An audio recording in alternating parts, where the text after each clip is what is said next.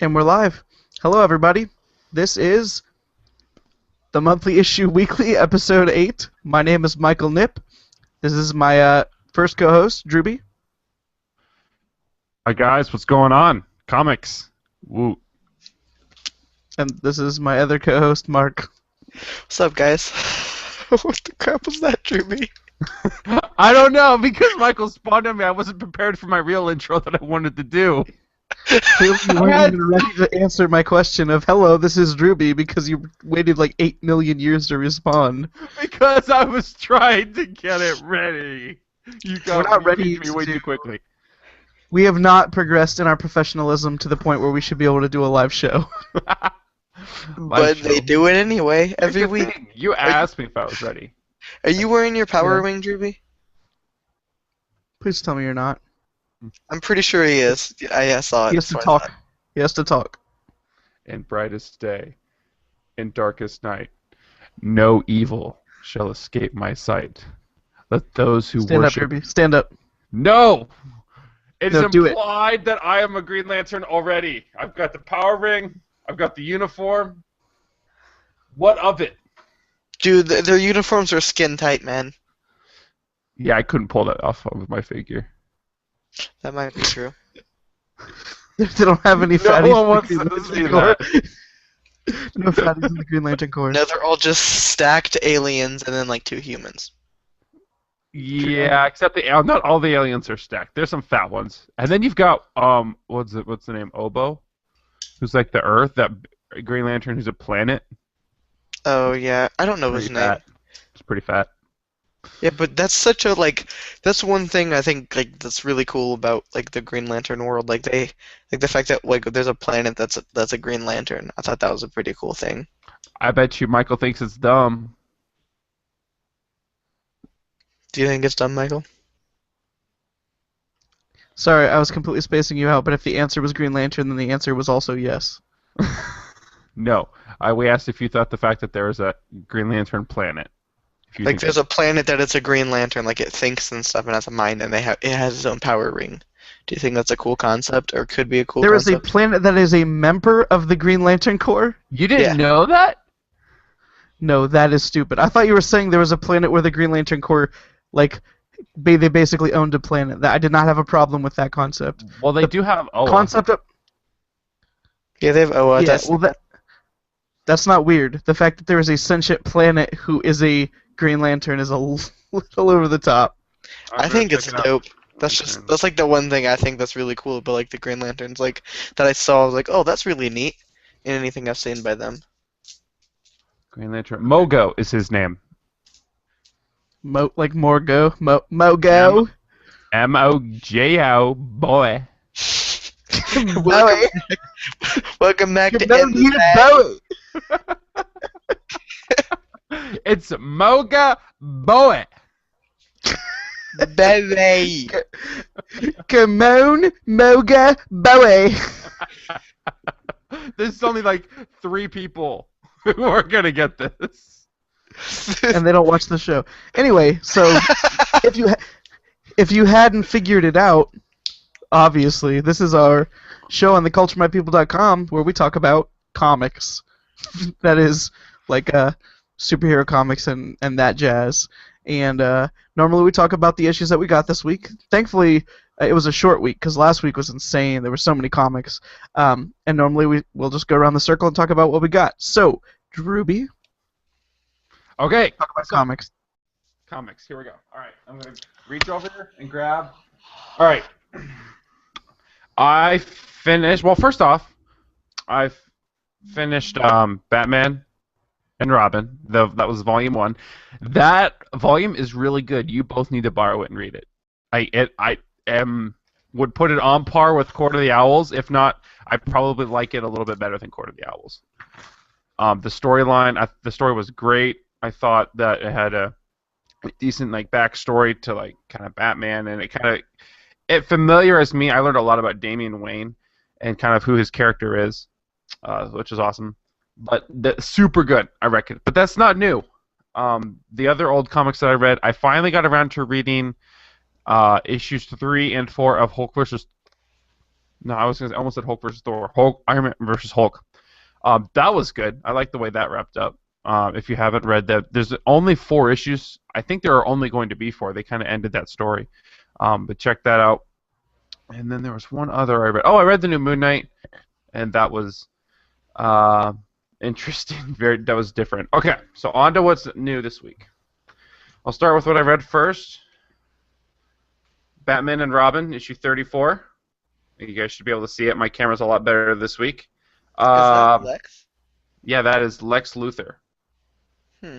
And this comic, I need to go back and read Forever Evil because that changed the DC universe. Basically, Lex is part of the Justice League now. That's new. Yeah, and it's new. I don't understand how it happened. I want to learn how it happened, but I need to get caught up on my Justice League. So, this issue was really good. The art was consistent. As far as I thought it was good. Okay. I'm not gonna spoil it that much, but right now it's Batman and Robin. I talked about it in the last issue. Damian Wayne is dead, and he is in Apocalypse right now. His corpse, that's where it's at, is in Apocalypse. So Batman's trying to gather forces to. He wants to go to Apocalypse. He's got a mother box. He just needs to go to Apocalypse and get his son's corpse back, and the Justice League won't help him. So, and that was all discussed in the last issue. So this issue, he turns to his Bat family, which, if you remember, Death of the Family kind of dispersed and kind of went and did their own thing. What? That kind of what Bat family? Yeah. That family's not more. But so he goes to them, and then they go through, and Batman's it continues on his plot or course of action to try and get his son back. So that happens. The comic was really good. You cannot read this one without reading the last one. You two, I think, would be interested at least. Batman. I want to get caught up on the Batman and Robin. My goal with this stuff is to. I just finished Volume 1. When I get a chance, I'll be picking up Volume 2 of Batman and Robin, and to kind of keep progressing forth I want to figure out the details of Damian's death, and then to kind of get caught and kind of to come up from behind while I continue to follow this story. This issue was good. The art was good. The story was good. Nightwing makes a little cameo. That was nice. If you As know Nightwing? Or as Grayson. As Grayson. Here, I'll read you his opening line. Spiral's cafeteria sucks.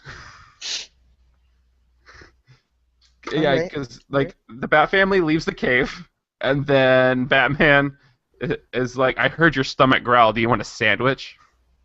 So You thought you knew Nightwing, but you didn't. But you did not know Batman's adopted son. No. So, all right, next issue. Teen Titans, number 2.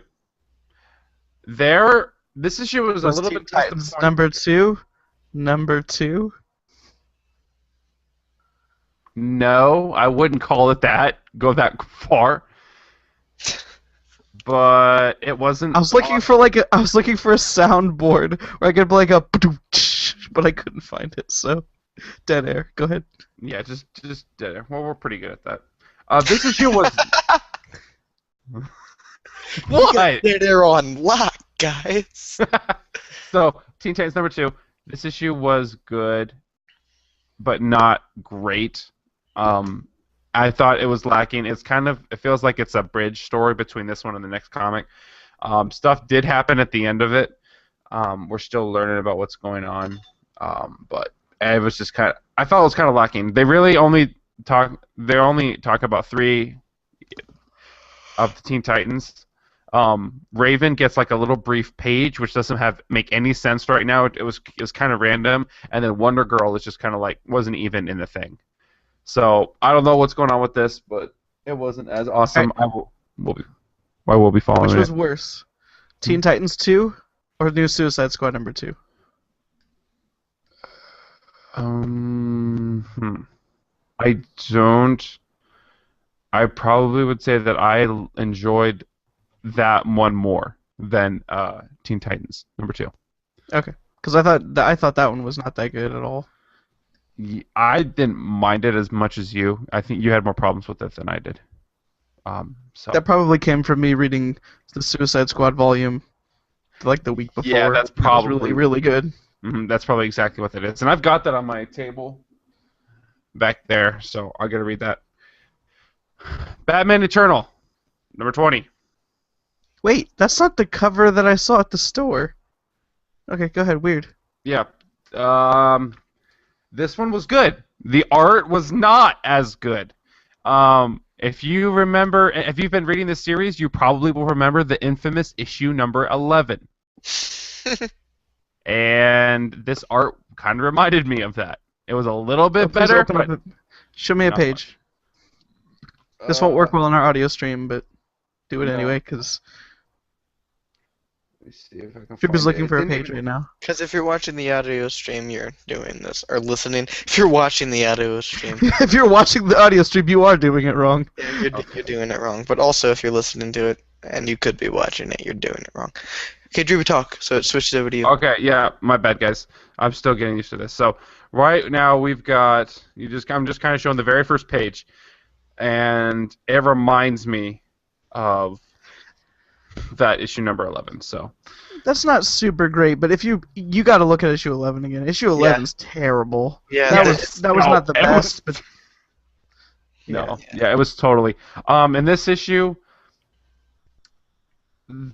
I'm not. Again, this is a problem you're going to have with a weekly comic. I almost prefer that this series would be almost bi-weekly.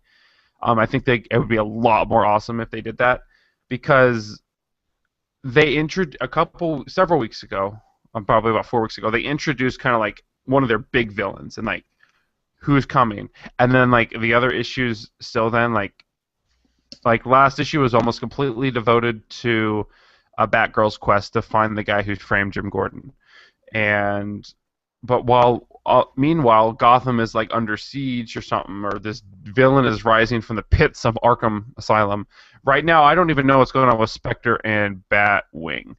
Like, they are not even mentioned. I feel like it's nothing we haven't discussed before. It's a weekly comic. There's going to be some lower points, definitely. You're increasing your chances of that. So, it's not the worst issue. I thought it was good, but it wasn't. I'm really kind of bummed with weekly comics. What they did in Original Sin going bi-weekly, I thought is much better, and that comic is really good. And Original Sin was just so much shorter.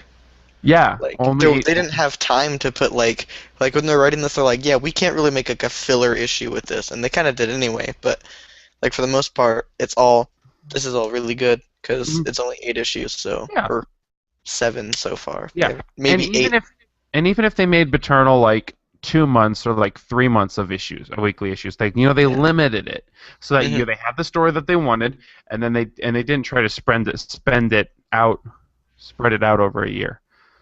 Yeah. But that's again that we've had this discussion with Future's End, so which kind of leads me into my second issue. Future's End did not release this week. Me and Michael were talking a little bit yesterday, thinking that it might be a glitch on the calendar that hasn't come, and lo and behold, it never came out this week. So I haven't really seen an official statement from DC concerning that. I don't know what that means. Do you think they canceled it because nobody liked it? Maybe they did. Maybe they didn't. It could be that maybe they just ran behind, or maybe they're like, whoa, what the heck? Maybe we need to speed this up. There's like every issue is a filler issue, which how is that even possible?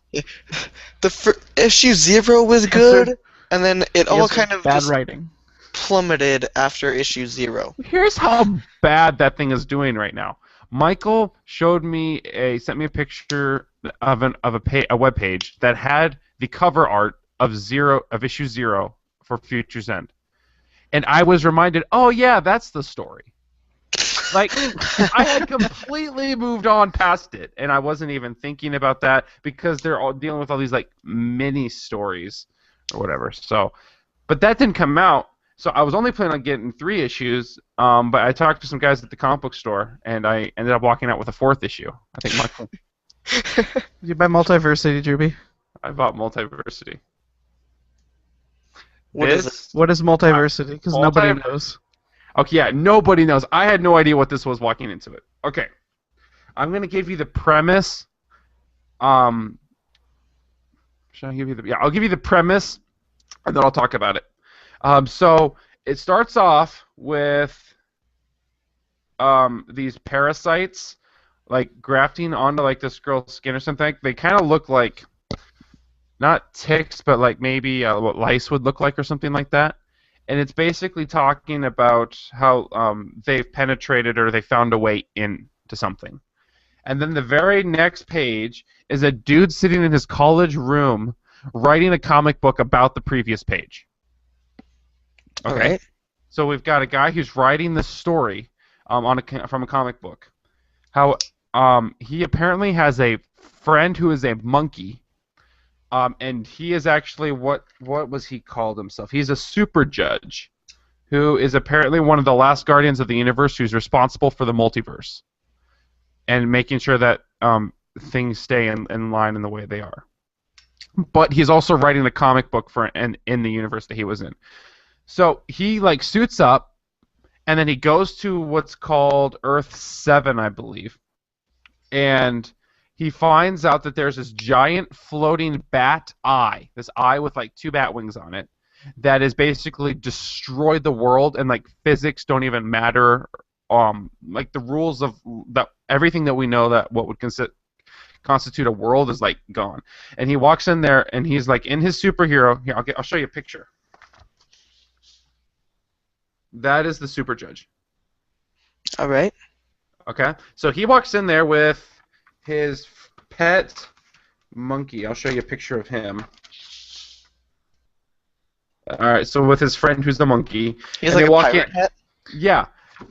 And they combined, they're like this force. Like he's a friend of the super judge, but he's like a sidekick. So they go around and fight stuff. And so he flies in with his ship to this other universe, and he finds out that this bat creature is basically destroying everything. There is only one dude left on this planet, and he's like, whoever you are, I don't know who you are, but you need to run for your life. Like, you're messed up. And that's when you run into the bat creature. The bat creature says, hey, I will, maybe if you want to trade your life for his, he can go free. And the super judge is like, this is my responsibility. This is what I do. I deal with impossible problems like this. You go, I will take this place and I will fix this problem. They freeze, and he says, by the way, go back to get to the multiversity.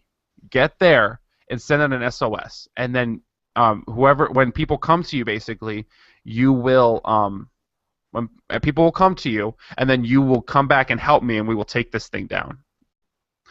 So that's kind of where that ends, and then, as you might suggest, as you might think, he goes back to this place, and all these different heroes across multiple dimensions come into this universe.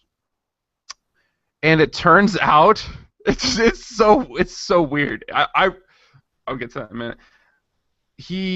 After these, like, they pull out a Superman from an alternate universe. I don't remember which universe he's from, but he's a Superman. He's black, and he's the president of the United States. They pull him in, and he's like, what's going on? I have no idea. Also, he's got Brainiac as an AI on his belt. So Nice. there's that, too. And he runs in. The first character he meets is the guy on the cover, Captain Carrot. That's his name. And he is... Is he a bunny? He's a rabbit. I just bumped my mic.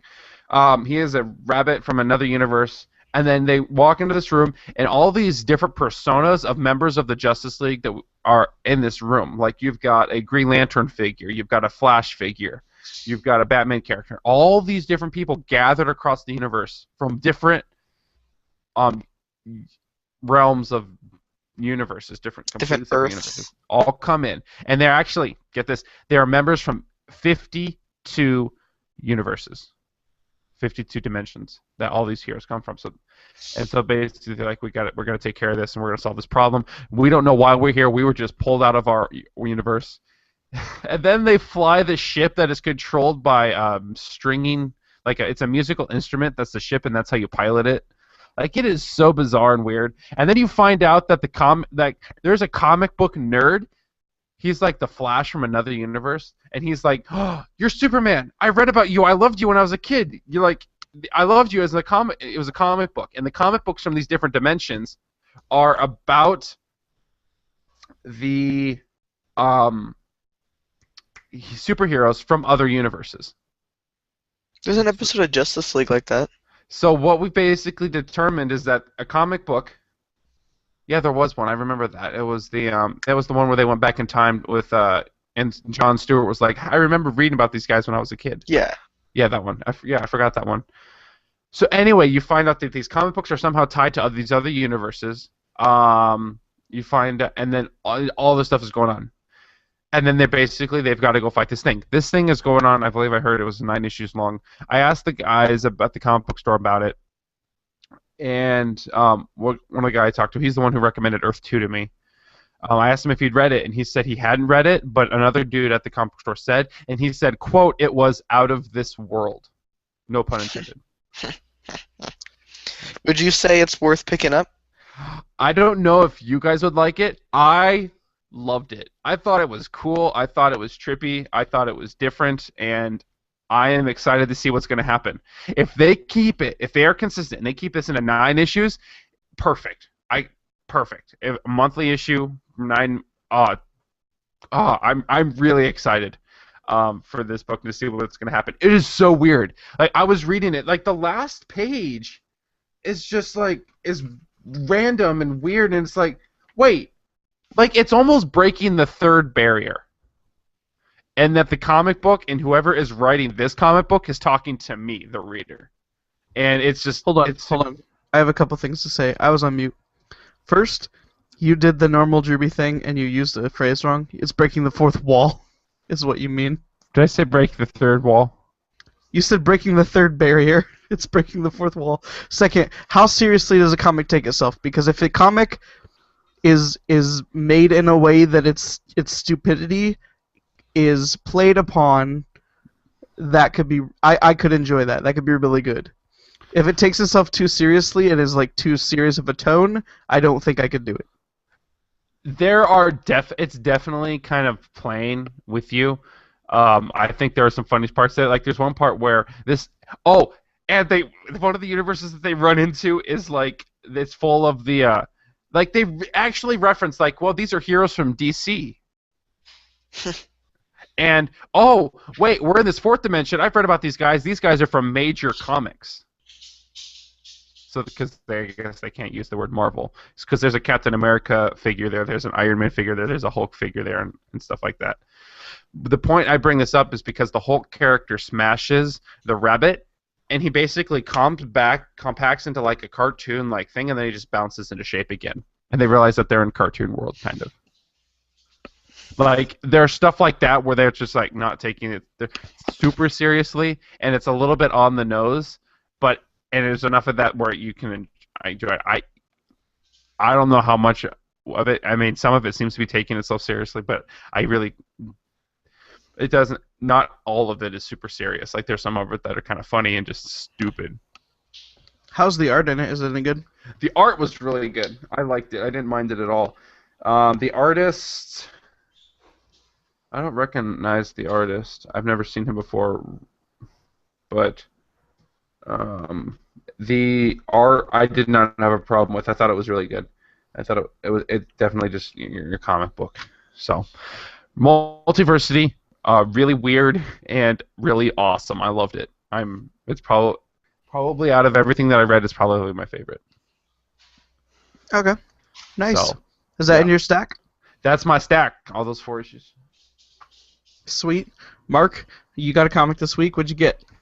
I got Daredevil issue 7. It's pretty good. Hold up here.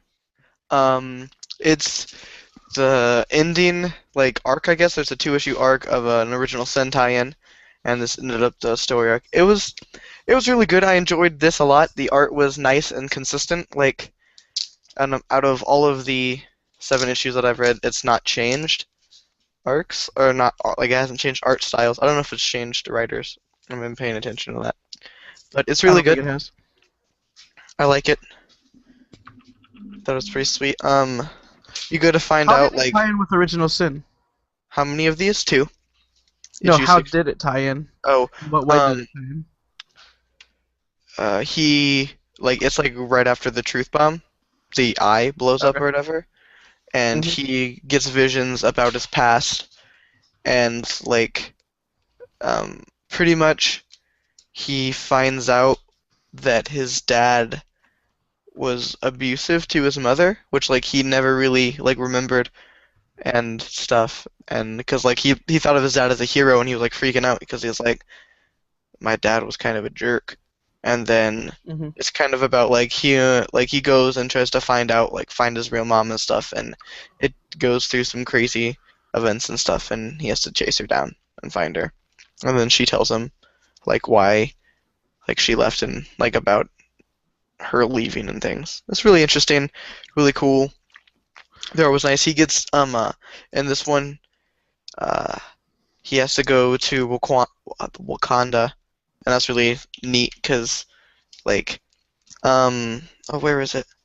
They, like, because it's like the tribe in Africa or whatever, and it looks like it feels primitive, like, to a sense, like they're all, like, all the guards are carrying spears and stuff, but, like, they make multiple references to it being the most, like, technologically advanced civilization in our world right now, and, like, they throw these spears at him, and they end up, like, having, like, these, like, electric bolts and stuff coming out at him.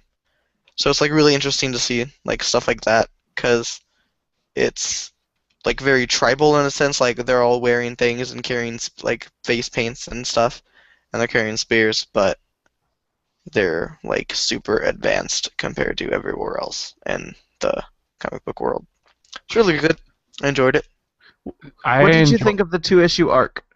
Mhm. Because I know that's some people like that, some people don't like that. Some people, the Comic Vine people talked about a minimum arc should probably be 4 in their view, unless it's a good one-off issue. Did the 2-issue arc work well for you?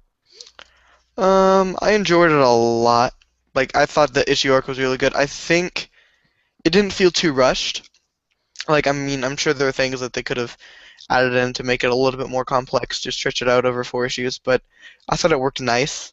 Like, I didn't have a problem with it only being 2 issues. I thought it worked well. It was fluid and didn't seem rushed, but it wasn't prolonged at all. Did it feel like the original Sin tie-in part was forced, or did it seem like a kind of natural lead-in in the story? It seemed it was like a natural lead-in. Like, it was really interesting, and they only really referenced it once. Like, in the first few pages, that he's kind of like, you kind of see him having flashbacks and stuff, and he gives you, like, in case you weren't reading Original Sin, he says, like, as a narration, he says something about, like, the truth bomb going off, and then it's just about him going and trying to track down his mother. Okay, I found that in my experience, the original Sin tie-ins are really good at, like, they all basically relay back to the Truth Bomb, but they also do a good job of not feeling forced as tie-ins, even though a lot of them come from the fact that people learn secrets from the Truth Bomb. Especially with Amazing Spider-Man, it felt like it just continued the story it was already telling, and then it just happened to a piece of the story happened to be the truth bomb. I thought that that was a really good way. It didn't see like I thought when you hear about basically every single Marvel series getting a tie into Original Sin, in my mind that made it seem kind of like they were going to be forcing these tie-ins. But I thought that, excuse me, with you said Daredevil was good, Amazing Spider-Man was good, Uncanny X-Men was also really good. I thought that they found a good way to do that in a balanced way that wasn't dumb. Yeah, like, I mean, like, the only way it really tied into Original Sin was, I mean, and it's kind of like a big thing because it was the truth bomb. He got a secret or learned more about his past that he didn't know, and then that was, like, without that there wouldn't be, like, the premise for the 2 issues. But it didn't seem like I was reading, like, oh, this is, like, they're shoving the fact that Original Sin is going on right now down my throat. It was just oh, this happened, and now we're gonna watch Daredevil go on this quest or journey to find his mom. And that's really good. Cool, Yeah. tight. All right, so my plate. I've got 2 issues this week. 1, 2. I'll start with Ghost Rider. Here we go. This is a new series arc for Ghost Rider number 6. They got a new artist for this one that I don't prefer as much. It looks, I don't want to say it looks more cartoony because the other Ghost Rider comics look really cartoony as well, but it looks cartoony in a like I feel like the old Ghost Rider series issues 1 through 5, they actually look more like the cover, but they kind of give off this kind of like Mexican graffiti vibe. Like that's what I thought the art looked like. In this one, let's see if I can find a picture. It just seems to be more like straight 90s cartoon almost, Nice. or like cool 2000s cartoon. So I mean, maybe that would be more interesting to you, Drew, because it didn't seem like you cared about the art in the other one. The story arc here was kind of just the beginning. Like I said, this is a new story arc, and basically it deals with the Ghost Rider.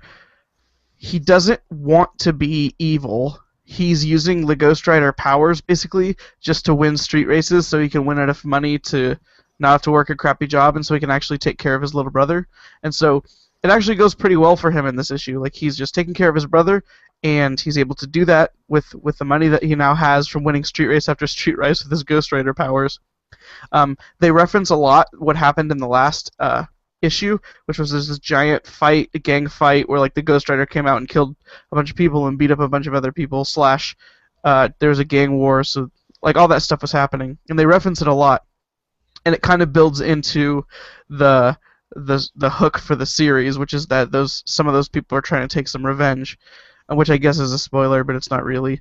I thought it was all right. I really didn't like the art change. The story setup was fine, I guess, and there's some potentially interesting ideas that get introduced.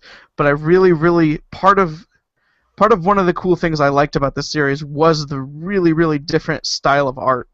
And while this is still different and it's still cool in its own way, I don't think it holds up as well as, or I don't think it works as well as. Here's a picture of the Ghost Rider as the last series. I don't know. It's hard to describe. Maybe when you guys are talking, I'll dig out one of my other issues. But yeah, like I don't know. You read Ghost Rider, Mark? Did you like the all new Ghost Rider? Yeah, I thought the art, like you said, it was super cool. It was like, I mean, I've never seen any other art style that looked like that, and it's not in any like of the comics I was reading. I hadn't seen anything else. I thought it was super unique and cool to see. I think you describe it like very well, but it sounds so weird to say as that's how you describe it, like Mexican graffiti art. Like that's like the best way I could think to describe it too, but it just sounds like a weird way to describe the art style, but it worked really well. And it was super cool. I like it. I don't know. I liked the art in this one too. I didn't think the art was as much of a hook as you did. Like for it, I thought it was like I liked it a lot. And I don't know, maybe. Did you read both these comics? Yours? That I read. Yeah.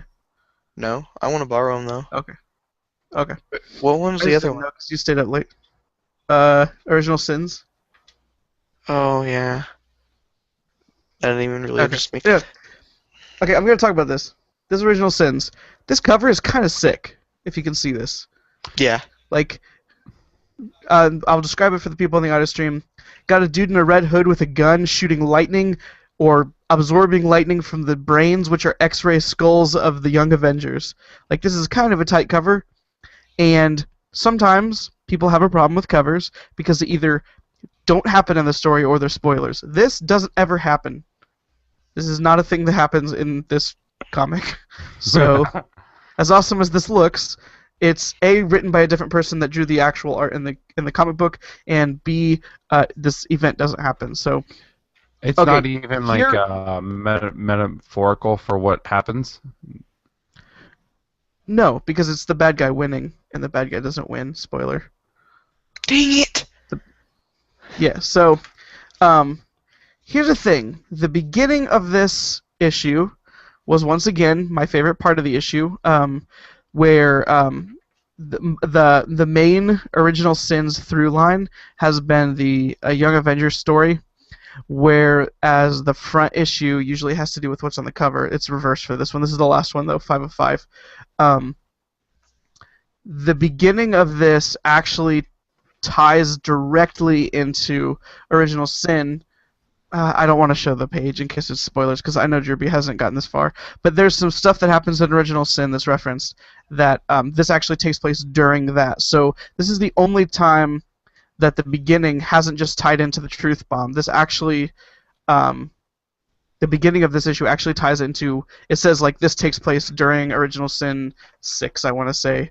I can't find it, but I thought that the beginning was pretty good. One of my favorite ones was the Doctor Doom issue, and also the issue of the dude with the sword. This one was pretty good. I don't know if it holds up as well as those do, but I liked it. The second part was the Young Avengers part, and I thought that was probably it's the wrap-up issue. Like, the Young Avengers come in, they save the day, boom, they're done. There's a thing that is potentially insanely important in the Marvel Universe that happens at the end of this relating to the Young Avengers. I don't know how much they'll capitalize on this or how much they'll decide that this is canon, because it's like potentially ridiculously the most is potentially one of the most universe-altering things that could happen in a series. If you have been reading Original Sins or want to know the plot of Original Sins, basically, as a catch-up for the Young Avengers story, you find out that a bunch of people got hit with the truth bombs, and they have so much truth going on in their heads that they're driving themselves insane. So, this character, I cannot remember his name, with the red hood, convinces the Young Avengers to build a Cerebro for him, which, if you don't know, that's the psychic device that the X-Men use. Professor X invented it, Professor X and Hank invented it so they could look for new mutants. But it's also used sometimes, at least in this instance, to be able to kind of take the information from these people's brains so they don't go insane from all the knowledge.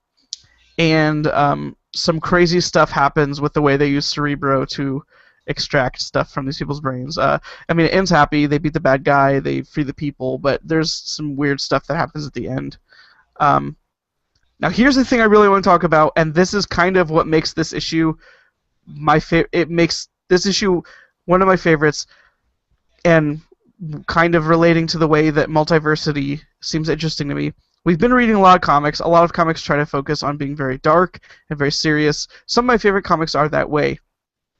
The end of this issue, I'm just going to go ahead and read this, starts off with Nick Fury in a room, and it looks like he is interrogating people. And he says, "Look, I'm sorry about this, but there's a situation happening where we got all sorts of player secrets being revealed. I just want to get ahead of it and see what we should prepare for. Everything you say here will be off the record and not in continuity, okay?" So they are breaking the fourth wall and saying this is not canon, this is not in continuity. And then it has a bunch of Marvel heroes, and they're admitting their original sins. And obviously these are jokes. I think that they're really funny. Like, some of them are funnier than others. I mean, there's a very basic one where the Watcher comes in and he's like wearing a fake disguise and he says, "I faked my own death," and like that's the Watcher's secret. And like another one of the ones that's kind of funny is Scarlet Witch comes in and says, "I meant to say no, more mutants." That's a good one. Yeah, there's a bunch of really funny things in the back here. Let's see, there's 4, 8, 12, 16. Like, there's 2 pages worth of these like one-liner jokes from these heroes. They're really one of them made me laugh really hard, and I explained it to my wife, and she even laughed. Like, there is some legitimate funny comedy at the end of this original Sins number 5 issue, and normally I would have said this series is completely throwaway, but some of the jokes in the back of this issue are worth at least borrowing this issue for you two for. I'm not going to ruin the rest, but there's some good stuff there. Nice. That's really I can dig it. More mutants. Yeah. So, yeah, it was a short week, but I don't know, I liked it. Sometimes it's nice to not have to spend a bunch of money on as much as I love reading comics. Last week was crazy with the 8 comics. I'm looking forward. I'm looking forward to. I'm gonna start, I think, reading some more Marvel Unlimited. And the kind of things that I'm interested in looking at so far, or right now, are the Cable and the X-Force. Seems like it could be really interesting. And then I'm also behind on some of the series that I started on there. Like I think I started Black Widow. Punisher might be on there now.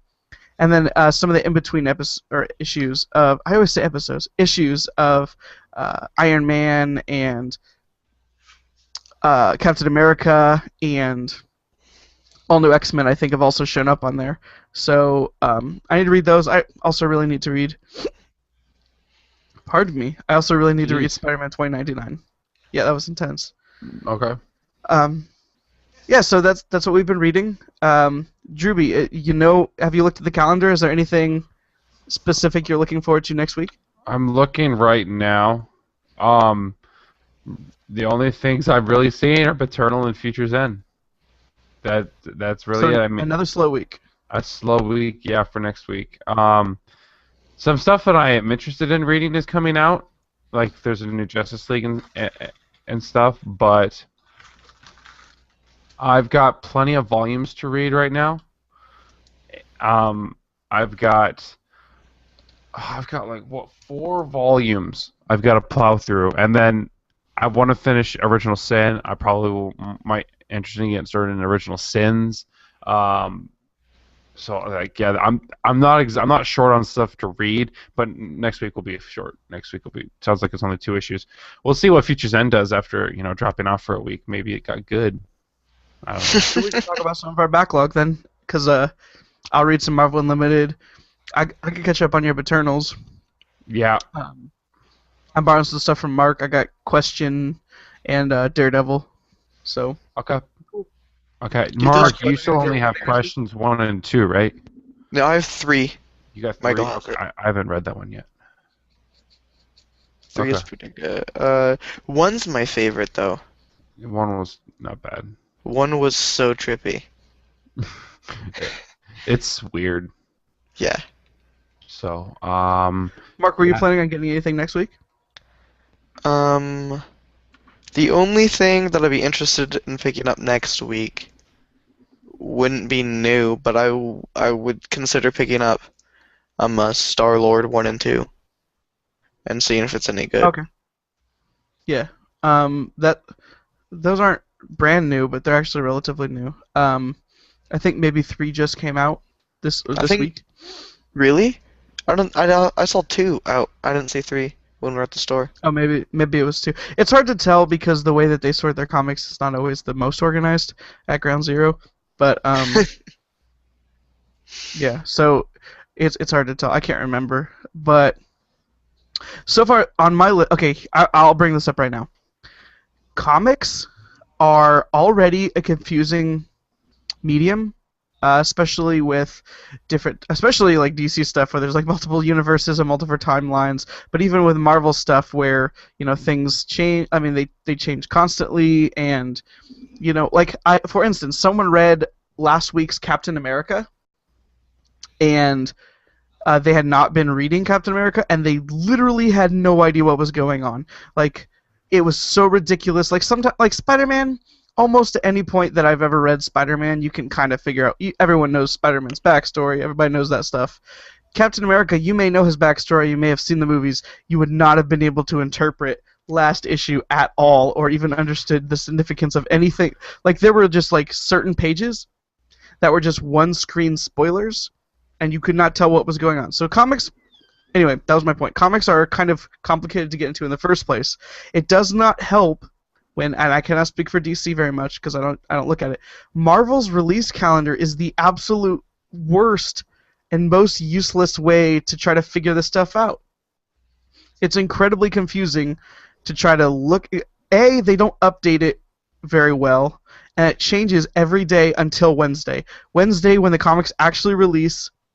No, because I checked it Wednesday and they changed it. So it's not until the comics are already released on Thursday before you can actually believe that the thing is accurate. Comics are released on Wednesday. Yeah. What'd I say? Thursday. No, I said it's not until Thursday after they're released. Because last Wednesday I checked it and it still wasn't correct. Remember, Okay. we were talking about it all day. It was stupid. So right now, I'm looking at the calendar for the comics I want next week.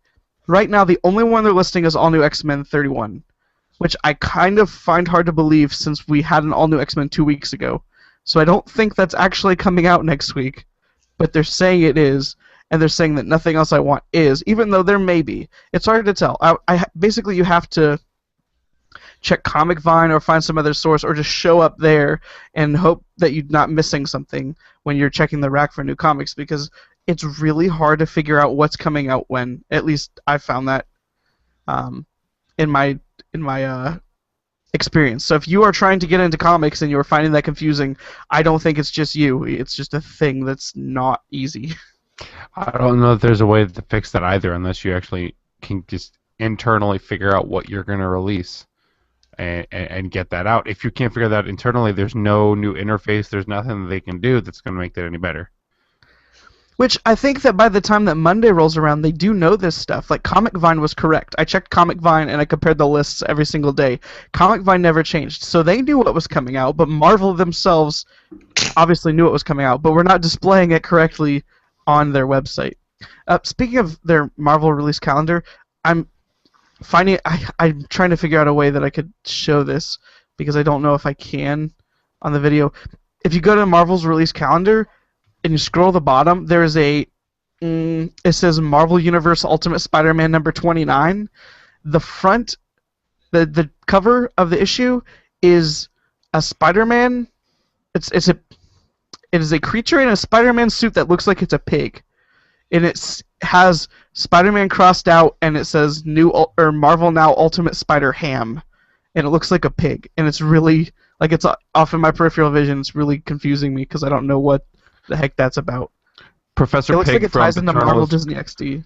Professor Pig from Paternal is crossing over to the Marvel Universe. Dude, he's so dumb. Let's see. It says Loki puts a hex on Spidey, turning him into a pig. Enter Peter Parker. Can Thor, our friendly neighborhood Spider Ham? Can Thor? Oh. What? It does. What? You it can says, screen share that Thor? crap. I don't know how to screen share in this. Do you? Oh, it's really easy. Go over. Click on the plus, I think. Wait. No, where is- no. There's a camera. If you move your mouse to the left side of the video, there's a capture screen button. It's a little camera icon. You just click on that and then click the screen that you want to share. Oh my goodness. Let's see. You've opened Capture Smile. Photos are I don't think that's the right one. Open capture. I did. I'll share it. It says Capture? What's it called? Capture Smile. Capture Smile takes a picture of our cameras. It doesn't matter. For the audio podcast especially, this is bad. Anyway, I don't understand what's going on, and I think it's ridiculous. I slapped my mic. My bad, guys. Do any of you know any of other comic news you want to bring up? I found the trailer, the teaser trailer online for the Batman v Superman teaser. Warner Brothers is going around pulling down that trailer off of everyone because when you're at Comic-Con, apparently they don't want you to record that stuff on your phone and then upload it to the internet. Who knew? But people I did. find that weird. It's a trailer. That's the point. You're supposed to show it off. Yeah, but Warner Brothers pulled it off. But I found it. I sent it to Zacher, and he showed it to him. Showed it to another person. But yeah, no, that trailer is good. Maybe I'll post a link in the show notes or something, or Mike will do that when he posts the video. But that teaser, someone's car alarm's going off. What the? Okay, it's not mine. We're good. Okay, so Forget about other people who might have bad things happening to their car. As long as it's not yours, Drewby, we're safe. that just means I don't have to get up. So no, I found that was cool. If you haven't watched it, watch the site and check that out. It's cool. I like it. Have you guys seen the teaser? I think I saw something. I think it was a fan-made one. Okay. Well, Yeah, there's a lot of fan-made junk out there. Nothing substantial. So, Your mom is substantial. uh, All right. You can tell it's getting late, and it's just about time to record tonight's actual podcast. Whoa. Let's go ahead and wrap this up. So how can people find you on the internet? You can find me on the internet on Twitter at Drewby132, as you should be able to see from my screen right there. Right there. So, you can find Twitter there at Drewby132 from my Twitter profile, Google Plus, and on Facebook, facebook.com/Drewby132. Nice. Mark, what is your Twitter account? My Twitter account is MarkyFreakBro, and that's also my Instagram and Vine. I Instagram hardly ever, and I go through spurts in Vine if you want to follow me there. They're sometimes funny, sometimes just kind of crap, but if you want to go follow me on Vine, you can do that. It's for the Vine. Do it for the Vine. Yeah. I have a lot of fun with it. Anyway, if you want to follow me, you can at twitter.com/MichaelNip. M-I-C-H... You can see it right here. Wait, hold on. There's an audio podcast. Dang it. MICHAELKNIPP for those of you listening to the audio. You can also find me at facebook.com/TheRealMichaelNip. Because evidently there is a Michael A. Nip who likes to write articles about homosexuality. That's not me. There's also... you can email us at the blog, or... I keep calling it a blog. I've called it a blog every single episode. I don't know if it's a blog or not. You can email us at the site at theculturemypeople@gmail.com. Give us comments, questions, anything you want to say to us. That goes to both Drewby and I, and we can pass it on. Maybe we'll read you questions on the show. Or you could follow theculturemypeople.com at cultureofmypeep on Twitter. That every single time we post an article or a video or a podcast, it goes up on there, and you can follow us there. You can check us out on iTunes. We're on iTunes now for the audio version. Leave us a like and subscribe. That's a YouTube thing. But yeah, you could leave us a 5-star rating. You can give us a comment. That helps us out a lot, because even though a lot of you may be watching this on video, the podcasting part is super useful for us as well at the site. So check that out. We're also on BeyondPod, in case you're curious. Does anyone still use Stitcher? Like, I think you have to do something special to get on Stitcher, maybe, but I don't. If you use Stitcher and you want us to get on there, let me know, because I don't know if that's a real thing anymore or not. I think it's more popular than BeyondPod. I've heard people talk about it more. I've heard more about Stitcher than I have BeyondPod. The thing I don't like about Stitcher, though, is that you used to not be able to download the podcast. You'd have to stream everything through the app. And with BeyondPod, you could just download it, and then it's way more manageable for your content. So just use BeyondPod. Just do it. It's way better. Nice. Yeah, so for... Man, the title on this on the bottom of the screen is wrong. So for on the topic of video games, nope, that's the wrong one too. It's not on the topic of videos. For the monthly issue weekly, episode 8. This has been Michael Nip And Drewby. And Marcus Nip.